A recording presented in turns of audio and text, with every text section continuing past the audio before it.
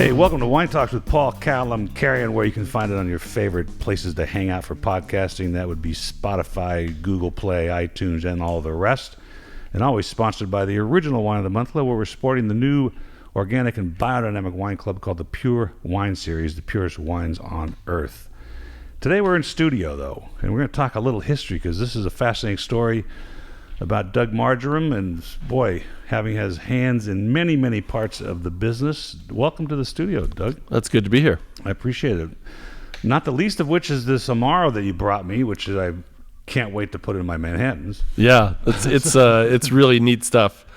Amaro sounds like love, but it actually means bitter.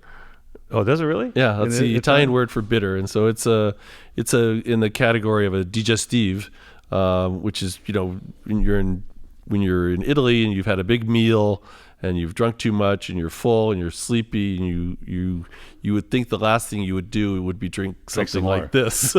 But it's amazing. It works. Just a little 1 ounce shot before bed, and the enzymes and the bitters help your digestion, and you wake up the next morning feeling pretty good. It's actually I mix with a little soda. When I've eaten too much, it does work. Absolutely. I also use gin for that.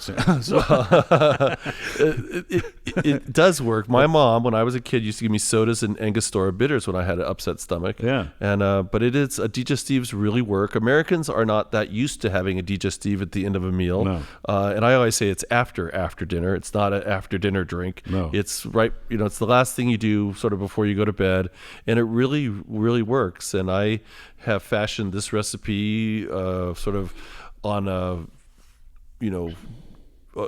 looking at other Amari that I've had in my life, like Averna and Montenegro and Fernet even and Nonino and Ramazotte, and mine is kind of a combo pack of all those flavors. It's kind of got a little bit of each one, but it's but not too much of any. It's fascinating. Even though it's not where I wanted to start at this, but I'm glad we're on it. Yeah, we started at the end because we have my wife like panics if I tell her that I'm going to order some Cynar, because this has the same effect, but it also seems to be a slight hallucinogenic, particularly when I'm with my friends. Yeah. So it freaks her out when I do this. But this Amaro, there's a whole bunch of them on the marketplace. Oh, yeah, and they're mostly from Italy. Yes, mostly from Italy. I was the first American producer of Amari. And I sort of, I grew up in the sommelier world. I had a restaurant and I had a Grand Award, and I went to all the different I went to Pebble Beach, and I went to the Wine Spectator Wine Experience.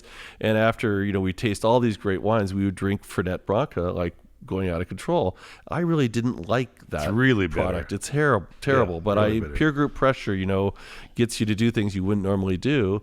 And then when I sold the restaurant in 2007, and we moved to Italy to explore Italy, and I was going to start an import company.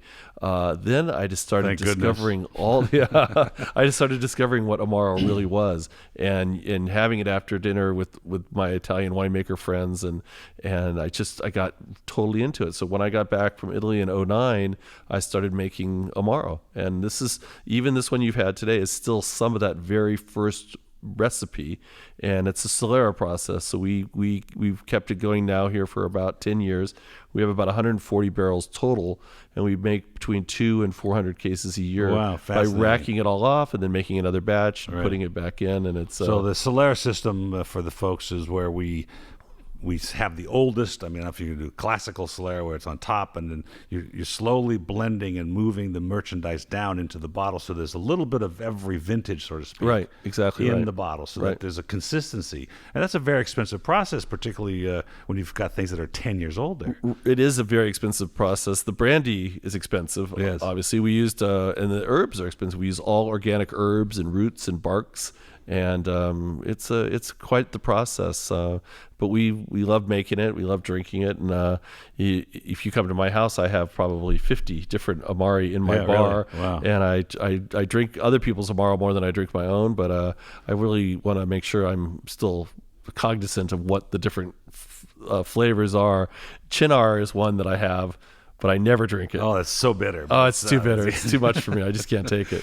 And they have a reserve, by the way. This is like a high proof one. Good to know. So this, but I've been reading a book on bitters not too long ago, and the process is long. Even just to make your own bitters, if you can find the roots and find the herbs you want to put into it, and it's crapshoot when you first start out trying to figure out what the flavors are going to be like. However, I was also reading, some of the standard bitters that we're used to buying, even Fee Brothers, which is one of my favorites, the clove version, it's not really made that way. And the commercial, it's like balsamic vinegar. The commercial balsamic vinegar seems to be red wine vinegar mixed with a bunch of stuff to make it brown. Right, and could well be. And bitters seems to be that way too. It's like balsamic vinegar. If you want to make aged balsamic vinegar, you put it on the stovetop and reduce it. That's right. But there are, I think, the Amari category is pretty traditional, and some of the herbs and roots and barks are all used we all use the same ones. Mm-hmm. It just depends if you want to focus on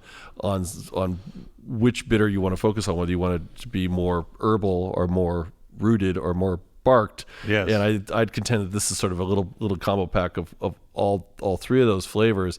It's interesting because this is a wine based. It could be more in the vermouth category. Yeah. But no one herbs these much as I do. Antico being one that's great vermouth. Yes. So I think it's maybe it has even a little bit vermouth sensibility to it, which is why it works great in cocktails. So does your father use it as the vermouth in his Manhattan? No, he still uses Boissier White and Boissier Red. Oh my goodness, I have to talk to this I young know, man. no, believe me, I've tried to talk to him for 60 years.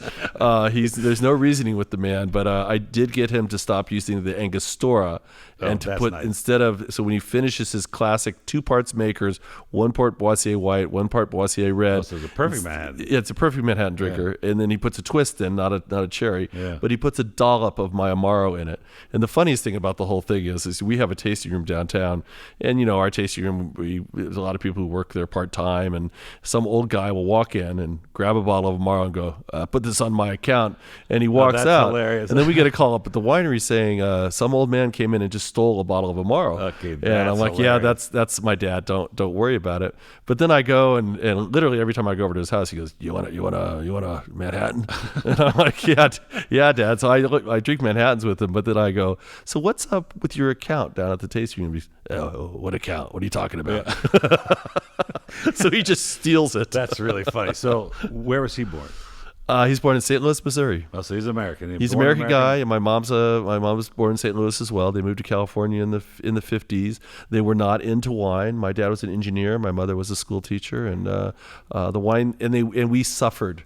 We lived in Woodland Hills down in LA. Yeah. And we ate Swanson TV dinners. Yeah. I didn't realize that food could be such an exceptional, wonderful thing in life. I dreaded eating food in my family. So when I did discover wine and did discover food, it was like a light bulb went off my head, and that's my entire career focused on food and wine at about 16. That's fascinating because my dad was born in Cairo, but he was at that time English. Drinks gin, London Drin. I mean, gin. I can't get him off of Gordon's. I just can't do it. And then but he will drink Noilly Prat dry vermouth, which is of the main manufacturers, clearly the smoothest. I mean, it's better than Cinzano and all that crap. But I'm not crazy about some of the boutique ones either. But now I have to go to, and I want to get back to the whole program's going to be on tomorrow. I want to get back to your family, but. I actually I get samples all the time from barrel samples in the 187s, and I'll wash them out, and I'll take some Antico, and I'll take some of the Noilly Prat, and I'll take it to my favorite watering holes because they don't serve it. Right. And they put it in their fridge for me. They have my name on it. And when I come in for Manhattan, they make my Manhattans with those. Yeah. So you like a perfect Manhattan too, then? I actually like a regular Manhattan. It's if I want gin that night, they use the Noilly Prat. Oh, okay. All right. So your dad was born in America. And we have a slightly different path because my mom was a great cook. My dad thinks he's Omar Sharif, being Arabic born, so to speak, and trained by the English. So he always felt like he came here with nothing, and he worked himself to a state of extreme poverty. But that's a Groucho line. So here you are, you're 16, you learn about food and wine, and that was what happened then. What did you decide to do? Well, in high school, I was working in restaurants, and I actually I'm not embarrassed to say it, I worked at McDonald's. I was a cook in McDonald's. Wow. I learned a lot about cooking and consistency and preserving food and moving stock. I learned a lot about the restaurant business working at McDonald's. I then switched over and became a manager in high school. And then so I was always able to work in restaurants in college as well. And I would go in and say, I can cook, or I can wait, I can do anything. And so I worked a lot in restaurants, and I was always the guy for a couple reasons who knew a little bit more about wine. And so I was always, ask Doug, about the wine questions, right. for two reasons. One, I met a woman at my senior year in high school who was an exchange student, and I fell in love with her, and we moved to France. I went to France every summer when I was in college and lived with her. And she had a house down in the south of France, her family did, and we'd go down there and we'd get bottles of wine. We'd get the classic little picnic basket with the cornichons and the mustard and the pâté and the baguette and the little bit of cheese, and we'd go out and picnic in the vineyards. I'm 18 years old, and I'm doing this. Incroyable. It's incredible, exactly. And it was just at the time I really didn't even really know it, but she was into wine. I was really into wine. I loved. We'd drink all this wine at dinner and with her family, and so then I'd come back, and when I was going to college, I worked in restaurants, and again, I was just the guy who knew a little bit more about wine. Well, having just that experience alone, Yeah. most American kids, you'd put you light years ahead, so to speak. So. And the other one was one of my college roommates for the last 2 years of college worked at a liquor store, and he would bring home all the samples that were left by the owner that he didn't drink. So tasting day. We started playing poker and drinking the wine, and then we stopped just playing poker and started just tasting wine and discussing it, and looking it up in the books and finding out, learning about wine. And we just were really into it. As it just became a passion, a hobby, It was a hobby that was a passion that became my career. But it made you feel like, did it make you feel like because you were amongst kids that knew nothing, that you had something special to understand? Not really. They didn't think that was special. Yeah, who cares? Thought I was kind of a geek. Yeah. No, there was no positive peer group pressure on knowing more about wine by any means. When were you, as you're working, because my daughter's a baking chef in New York, and we know how hard the industry is and how many hours it takes. She just got done doing a pizza fair in the New York Times thing, and she was. I went to that in Baker Square in New York. I was there this weekend. Were you? Yeah. So what a great event. Benno's restaurant. Okay. Jonathan Benno. That's my daughter's focaccia. Oh wow. They had huge lines. They did. Yeah. They sold out the first. No, it was a very successful event. Yeah. And, it was. So it ended up being like, I don't know. She started at 4:30 and got home like at 7 at night. Right? Oh so, yeah. You know. Classic. Like, right? Yeah. So at some point during this career of yours that you're either serving or you're cooking, when did you decide, well, I think I'm gonna do my own thing? Well, weirdly enough, when I graduated from college, I had a BA in economics, which is really nothing. As it turns out, you're unemployable. It was 1981. The recession was full on happening. There was no job. I couldn't get a job. And so I was saying to my dad, I want to open with my girlfriend. She was a children's book editor, and we would go to the book fairs in Frankfurt and London, and she lived in Paris. And one of the ways we ate out the most was we'd go to these casual little bars where you'd get a glass of wine and a little plate, and then they would come and tally up, how many different plates you had, how many different wines you had by the glass. You could try 3 or 4 different wines at a meal and have 3 or 4 different little plates to accompany them. And at that time, there was not a single restaurant in America who was doing that format. And I said, I think this is a great idea. We'll sell wines by the glass, and then we'll do these little plates that'll match them. And I want to open a restaurant doing this. And my dad did not think that was a very good idea. He met a guy who owned a wine store called The Wine Cask in Santa Barbara. And he was saying, my son wants to open this wine bar. He wants to serve wines by the glass. And the guy said, there's a studio next door to our wine shop that he should open this in, and then we'd be compatible, people could come into his wine bar and then they could try wines that we'd have in our wine store, and vice versa. People come into our wine store, they'd go over to his wine bar. It's like the old sunburnt palms, duh. Right? Yeah, it's like Reese's peanut butter cup commercial, And so we started pursuing this. My dad thought it was a great idea. He was willing to invest in it, and I was going to go to grad school. And he said, "Hey, you'll learn more doing this in a year or 2 years than you will learn at grad school. Plus, you could probably get into any grad school you want after having this much work experience of running a company." And so he was willing to invest in this, and we bought. Wow. It turned out the wine store was going out of business because it was the full-on recession. We ended up buying the Wine Cask wine store for $25,000. Wow. That was all their inventory, and what turned out to be the most incredible, valuable part of the whole thing was their leasehold.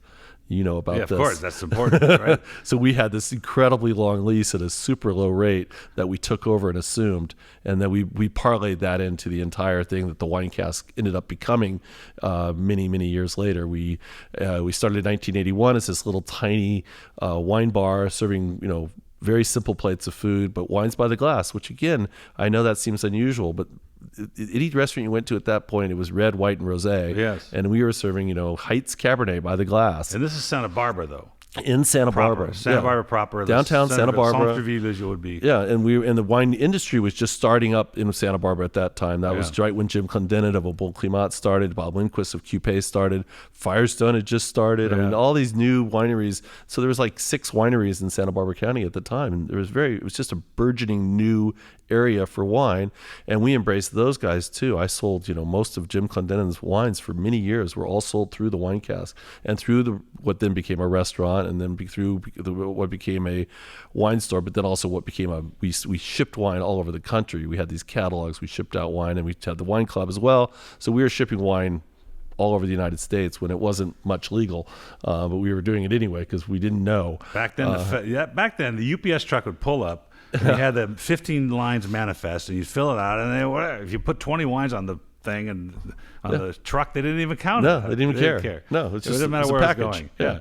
And so so it was a good start. We had a great run. We got the Grand Award in '94 for the restaurant and for the wine list. Yeah. And but in 2007, I sold the entire kit and caboodle, as they say, to another guy, and so that's everything: the wine club, the store, the whole thing, the restaurant, and so 3 restaurants, a retail wine store. So when you got the store for $25,000, which was pennies on the dollar probably for the inventory alone, right? Yes. It sounds like you had probably high-end inventory for the most part. And here's this thing next door. Did it include this space next door? Then we put an archway in between the two. I see. Which was our biggest mistake. Oh, we should have never put an archway in, because then people would go into the wine store and they go, "Oh, this wine's $15 a bottle." Then they would expect to pay that same price to drink it in the restaurant, which includes stemware and lighting and a table. Right. And that part we don't worry about that part. Well, so when in our next iteration, we had the wine store separate from the restaurant. We soon figured out, even just having the small space between the wine store and the restaurant, people understood that we charged a higher price for the wine in the restaurant than we did in the wine store, obviously, because there's much more involved in having a wine in a restaurant than it is in a wine store. But they remain next door to each other. They remained next door to each other the entire time. In the same location? No, the 25 years. No, we was in the same area, but it was. We were able to move into different studios in the same. There was a building called El Paseo, and I know that. Yeah, we were able to take different studios in that building, and so we just kept expanding into those spaces. What really was the game changer in the whole thing was in 1984, I believe it was 83 or 84. I'd literally have my parents come in and sit in the window of the little tasting bar, so that people would come by and think there were people in there. So that's the hot dog on a stick there. Yes, right? exactly. Okay. They're called shills, I think it's actually called. But in late 83 or 84, Barbara Fairchild, who writes for Gourmet Magazine, wrote a very complimentary article about what we were doing at the little very casual restaurant wine bar, and it exploded after that. Because that's always been a question. The food press. I've interviewed Patrick Hugh, who wrote a James Beard winning book on food called The Last Days of Haute Cuisine in America. And I said, and I talked to Josiah Citron the other Yeah. day here. He's opening up pretty soon, isn't he? Yeah. He opens he opened in Manhattan Beach today. Oh, he did. So that's pretty soon. Yeah. I got it today. We walked by the other night. But isn't he opening the old restaurant in Santa Monica? And Melise is opening. I don't know when the remodel. Yeah, Melise. Yeah, that's what I was talking That's about. his He's going to make it more casual. Michelin star. Yeah. But he just opened in this. There was a place in Manhattan called Fonzie's. It was like this old steakhouse. It was terrible. One of the fastest turnarounds I've ever seen in a restaurant. I don't know how they got the permits that fast to remodel this place. And he had the soft opening over the weekend. But we were talking about the food press, and how important it is to think. And I don't know. As a layman, I might say, well, so they got an article. Yeah, With wine clubs, you get an article. It doesn't do all that much. But no, for food. For restaurants, it really drives people. If you get a Michelin star, or if you get a good write-up in LA Times, it's a game changer in this area. So how did you approach that? Now you've got this. It sounds like you pieced it together. You've started with the shop. It's still a crapshoot. Retail is a crapshoot. Wine shops are a crapshoot. But you had a thought, and you started this kitchen. What was the approach to the food then? The approach was very French in style. I mean, it was bistro food, but we didn't call it bistro. We had a lot of people come to our back door and offer us to sell things. The people would come sell us Chantal mushrooms. People would come and sell us uni. People would sell us Farpoint Farm guys who's still in business would sell us, grass-fed beef way back when that wasn't even a thing. Was it chef-centric, though? Did you have a chef? I was doing the cooking initially. We did then end up hiring a series of different chefs. So I think probably in my whole tenure, I probably had 8 or 9 chefs come in and be the chef of the restaurant, which was always good. You get more creative ideas, you get more professionalism in the kitchen. I was not classically trained at all, and so in the same thing as the business grew, we did hire. By the end of it, I had a sommelier, I had a chef, I had a general manager, I had all the moving parts, and I wasn't doing much of anything. But it's one of the reasons I sold it. I just I wasn't cooking, I wasn't on the floor. I was managing a big business, which was not really the creative outlet and idea that I wanted, and so, but I get that in the winery now. I cook lunch for the staff whenever I'm there. We actually sit down and have a staff meal for lunch every day at the winery. We run it like a French winery. Wouldn't that be left over from the food business? Would be having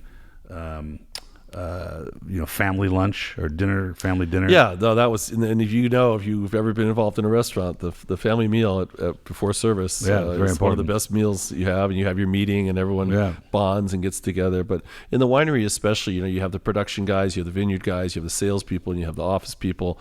And for all of us to sit down and have lunch together on a daily basis, is everyone understands everybody's roles easier, because people can tell what they're doing, and you don't have the classic front of the house, back of the house problem, right? Sure, which you have in any business. Everyone thinks they're the most important. Shipping part. and customer service. Right, there you go. Problem. You know it exactly. But the more you can get those people to sit down and break bread and have some food together, the more congenial the group becomes, and the more cohesive you become as a team. It's gotten, and I want to talk about the restaurant a little bit. We'll get into the winery.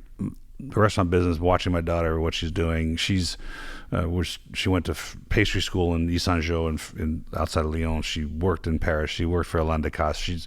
She came to LA. She worked at Superba. She worked at Broken Spanish. Wow. Then she went to New York, worked for Lincoln for Jonathan Beno. And then Jonathan took her to be his baking chef at this new complex. And I watched his career, and I watched this idea of a chef-centric restaurant where the people are coming because the chef is there. And I see these business-centric restaurants where it's, we're trying to make a buck. But my wife's cousin owns Mi Piace in Pasadena, a very famous place, very good numbers. But it's so hard to make these days with the bureaucracy and the minimum wage going up. It cost him, I forgot how much per month on the just for that raise. So the line cooker's making 15 now, he's making 17, and the chefs, it was just especially fine dining. Fine dining is just the amount of work that goes into working that the amount of labor and the ingredients you're using and the amount of preparation it requires.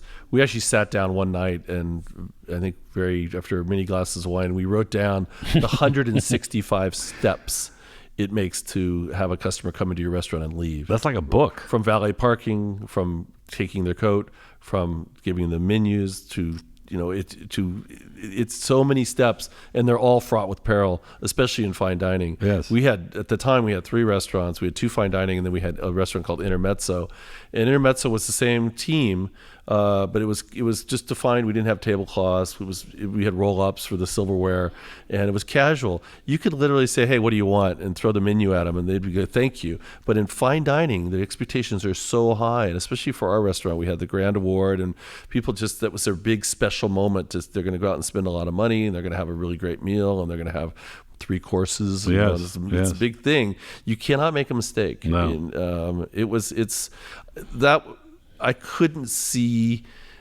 I don't think. I really don't think of it as a legacy business. I couldn't see leaving that restaurant to my children. Yes. Whereas a lot of my friends had started wineries, and I was partners with Clendenin and Lindquist from Au Bon Climat and Cupé, and we had a winery together. And I thought, I think I love wine. The whole reason I'm in this business is because of wine. And I'm going to sell the restaurant and focus full time on making wine. Jim had bought me out of my share of our winery that we started together. Mm-hmm. And so I used that money to start my own winery in 2001. And then when it got up to a little bit of speed, I sold the restaurant lock, stock, and barrel in 2007, which turned out to be a very lucky move because there was 2008 right after that, another recession, a horrible recession. And so I was able to get out of the restaurant business sort of cleanly. And now you know how to pick them, don't you? The Yeah, restaurant business and the wine business. And well, but the wine business, I love the seasonality of it. Yeah. I love the, it's a much easier and more lifestyle compatible business than the restaurant business. And I couldn't see leaving the restaurant to my children. I can see leaving the winery that I built to my children. I think that's a pretty common theme, and particularly European theme. And I have a lot of winemakers that have come through here that didn't start out that way. Their father was in the business or their grandfather was in the business. They went to business school. Some wanted to be doctors. Some wanted to be accountants. And lo and behold, they end up in that business because of the romance of it. And I think because of the lifestyle of it. Right. And it's a great legacy to leave. And a great Burgundian told me, though, when I was saying I wanted to leave my winery to my kids, he said, don't let them in right away. Make them go off and be their own men or women. Right, sure. I happen to have 2 boys. Don't let them come in until they've gone out and had a life. Yeah. And then when you're old, you're not ready to retire either. My kids are just both graduated from college, and one's working and one has 1 more year of college. And he said, let them go out, and if they want to be in the wine business, have them work for another winery. It'll bring so much more knowledge and stuff. And when you're ready to retire in 10 years, then if they want to take it over, then you let them back in. Yeah, let them come and tell you what you're doing wrong. Right, exactly. And they will. And then you can let them do that. Yeah. You don't let them, I don't want to hear what I'm doing wrong right now. No. Well, when I talk to my father, who's also 92, he'll be 91 actually this month, and I tell him what's going on. I mean, just internet marketing alone, it boggles his brain. Right. He's got an iPhone and he's just struggling with getting pictures. So when I start telling him about, PPC and affiliate marketing and SEO and, all the other stuff that goes with the crazy industry we're in, he's like, I'm glad I'm not doing this anymore. Yeah. So it's probably good to have some youth in there, right? Yeah. So what was the thought process behind the Margerum brands?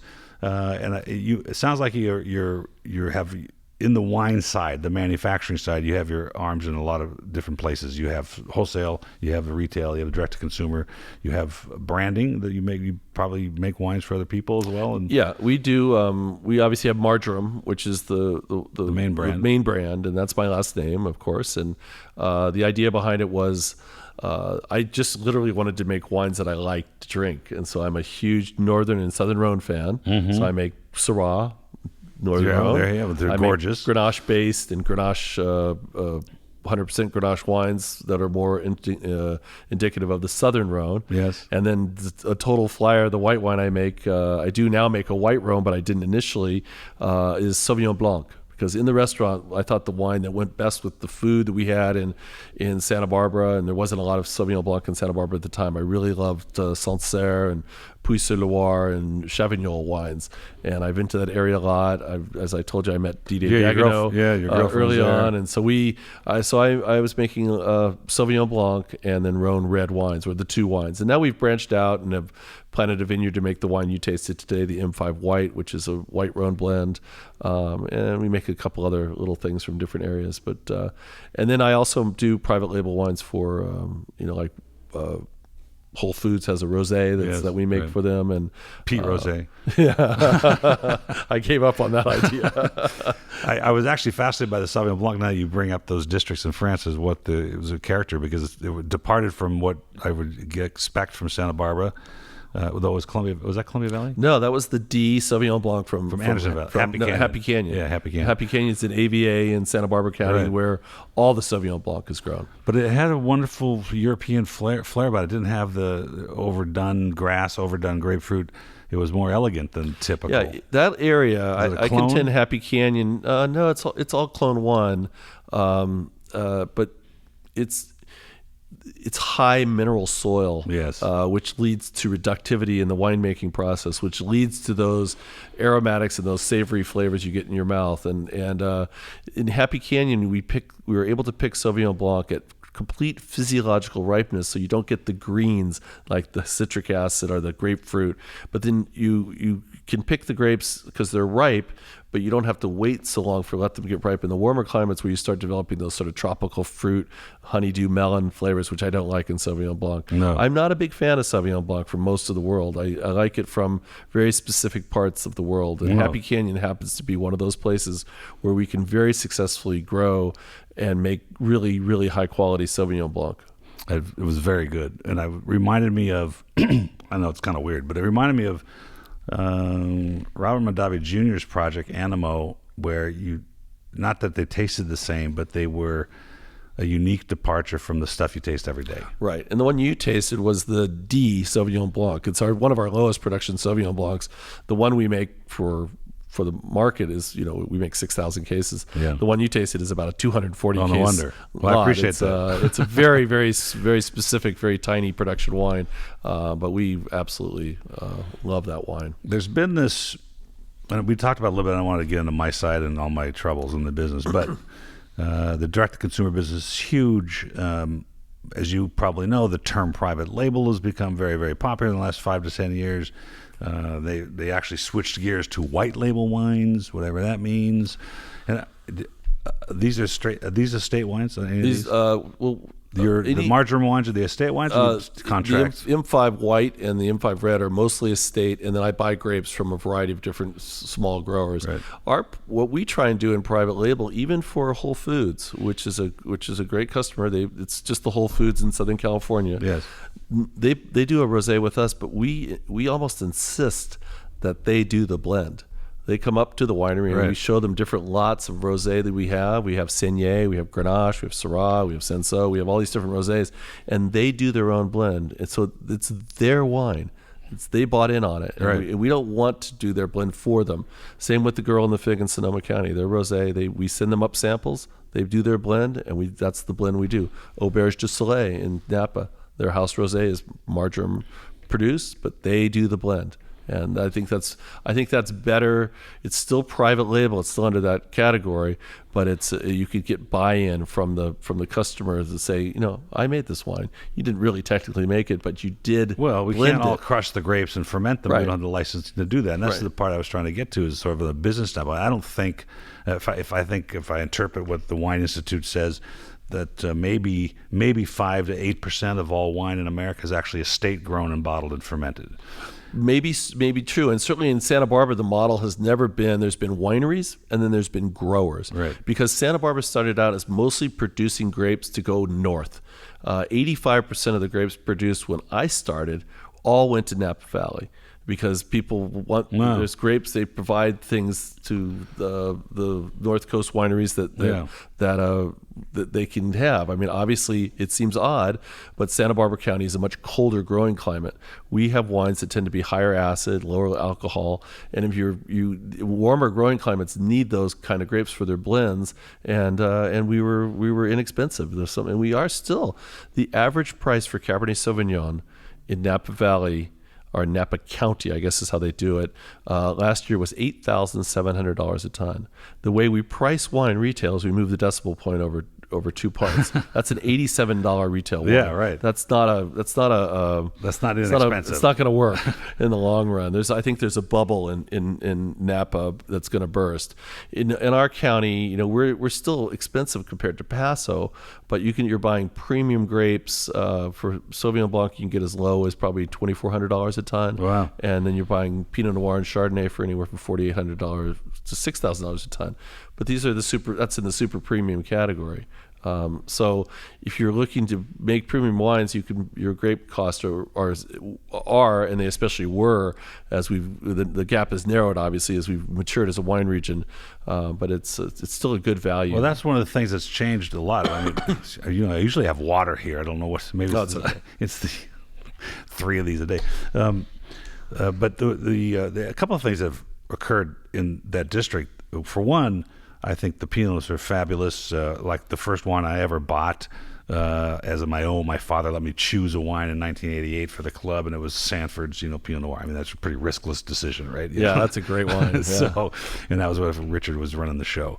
But you've actually the Bordeaux varietals the reds have come around, and I don't know if it's that's because of Happy Canyon. That's the newest AVA, not the newest, but it's most recently developed vineyard area. It got its AVA about 8 years ago, but it's relatively new as far as planting, and there's been a lot of Bordeaux varietals planted in Happy Canyon. And they're very good, and they've learned to deal with the acidic content, and I can see now taking those up to Napa and using them as, what do you get, 25% up to 25% for the district? Something like that?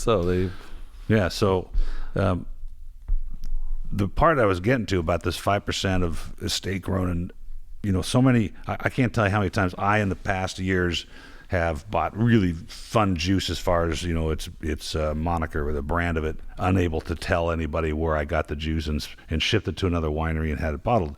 And I think the misnomer of there's a certain amount of press. They're saying, well, that's a white label wine, it's a private label wine. It's like saying, wait a minute. There are a lot of wineries that you buy wines from that don't grow any of their own grapes, right? None of it. Right. Wouldn't that be a white label or a private brand, so to speak? Except that they're actually buying the grapes versus the actual wine. So there's three levels. Right. What you're doing is more akin to the negociant model. Yeah, that's true. And that's a very legitimate model. Right. I think the people worry about is the white label stuff where someone has bottled 15,000 cases, and it gets delivered under 15 different labels. That's true. Yes. And there's a lot of that differentiation. There's a lot of that going on. Whereas a negociant, which you can do, is especially like if you come up to my winery, I have the wines from a lot of different producers that we do the custom crush for, and you can say, well, I like this Cabernet, but you know what? I think it's a little hard. It's a little tough. Let's see if we put some of this Merlot in there. Mm-hmm. And even though that might be from a different vineyard or a different appellation, you do that blend. That's what a negociant does. They go in and they buy the finished wine and blend it to make the best wine they could possibly make. And oftentimes, the best wine you could possibly make is not just from one winery. It might be or from one vineyard. It oftentimes is from a variety of different vineyards that have ripened at different times, bring different balance to the equation, and that can be the best wine. My whole Pinot Noir program, which is another brand I make, which is called Barden, I've totally eschewed the traditional approach to Santa Rita Hills Pinot Noir. Every single other person who makes Santa Rita Hills Pinot Noir makes vineyard-specific Pinot Noir. So they make Sanford and Benedict, or they make John Sebastiano, or they make Radian. I make one Pinot Noir, which is a blend of all those vineyards, because I contend, and I think I'm right, I can make a better Pinot Noir by blending the unique components that one of the coldest vineyards and one of the really austere clones of 777 from Radian, I can blend with Sanford and Benedict 667 clone, and I can take some 115 clone from John Sebastiano, and that really super lean clone, that core fruit clone of 667, and that really tannic structured clone of 777 from Radian. I can put those three components together and make a more seamless wine than I could if I just labeled those, put those each in their own bottling. And I love the Burgundian model, but I also am doing the I am specifically not making specific vineyard wine. Right. And I'm paying a lot of money for those vineyards, and I put them in the tasting notes. I say what vineyards they are, but I just make one Pinot Noir, which is called Barden Pinot Noir, which is a blend of the probably the five it's best the vineyards. old the whole is greater than the sum of its parts. Right. I think it's valid. I think and when you brought up Burgundy, you're talking about such specific terroir, and it changes so rapidly just going across the street that maybe the value of that study is really important, I think. Yeah. I was always trying to figure out how the monks figured this out. How did the monks figure out in the 12th century that these wines are so much different being grown across the path, as it were?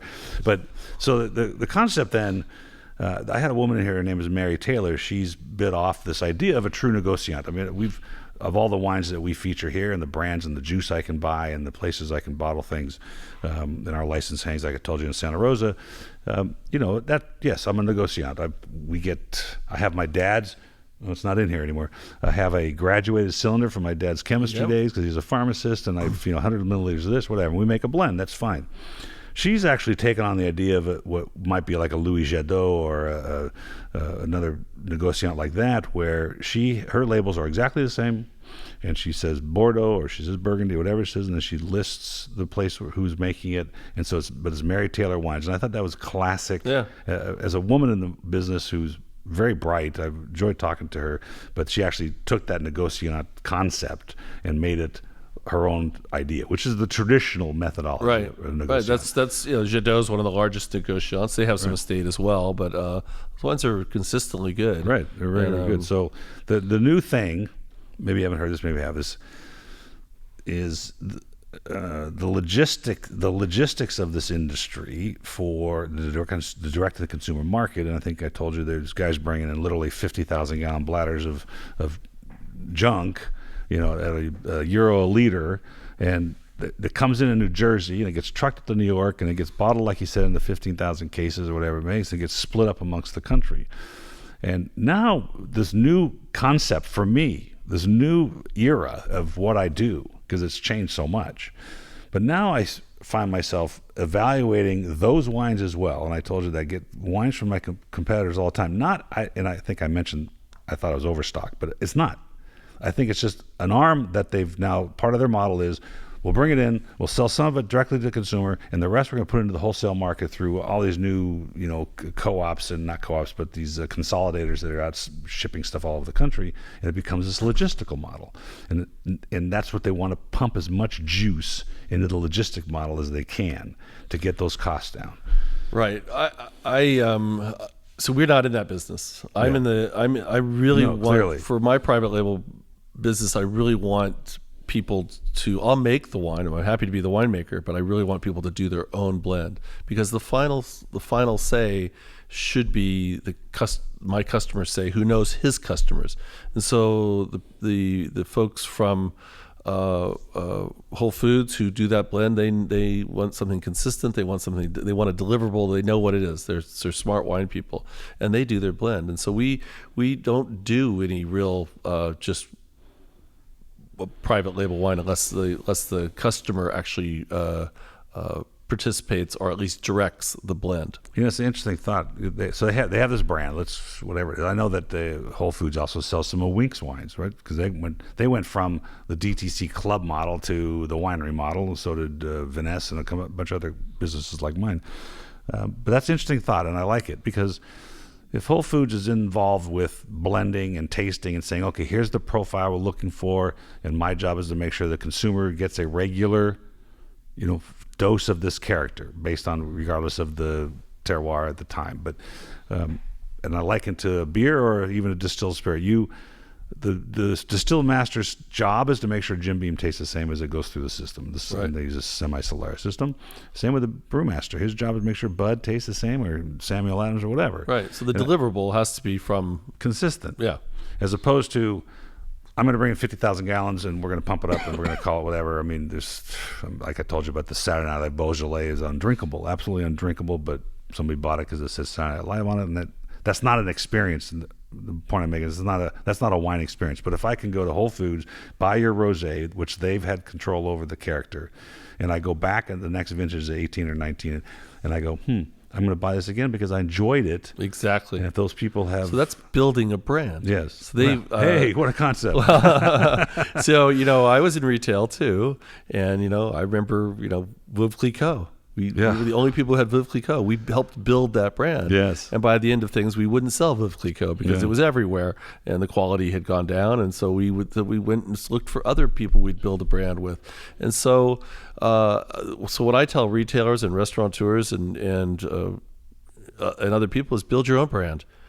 You develop the wine. You know what you like, and we'll make the wine for you. But you can name it whatever you want, but build your own brand and make wines that you love and give them to your customers. And so that could be something you can grow, and you can make, if the demand warrants it, you can make more and develop a relationship with a winery or maybe even a group of wineries where you can buy different wines from them.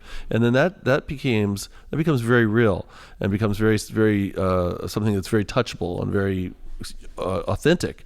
And I think that's what people are looking for more than anything. They're looking for authenticity, and they want to be able to hear a story of, I went up there with my dad, and we have this winemaker, and we tasted all these different lots of Pinot Noir, and we just loved them, and we blended 6 barrels together, and we're presenting this to you. Boom. Yeah, beautiful. And that's authentic. That's beautiful. And everyone wants to know their chef. They want to know their winemaker. They want to know their fishmonger. Yes. Everyone wants to know where it comes from. And that's why I think this white label thing is doomed. Yeah. Because unless you're just buying, alcohol with well, that's what's happening. Yeah. And then that's not your customer. No. We want people that's not my customer either. Recognize this. Yeah. Well, it's been fascinating. We probably, you've been around the business a long time, and I have to, and we could probably go on forever for all the changes and the thing. But it's just, I know you got lots to do today, and I appreciate the opportunity to taste the wines. Not tasted them prior. Definitely bring in some Amaro just to have it. What's the alcohol content of that, by the way? It's right at 24. Okay. I don't have a distilled alcohol permit, so it says 23 on the label, but I think it's 23.99. Well, I do have the alcohol license to buy both, so I think that's okay. Yeah, you do. You can buy it. It's essentially just a fortified wine. Yeah, right. Yeah. But it's been a fabulous conversation, and one that's been more dynamic than many because of the multifacets of what you've done over the career. It's been interesting talking to you this whole day, so thank you for having me on. I hope we get to do it again. Yeah, appreciate it. Cheers. Cheers.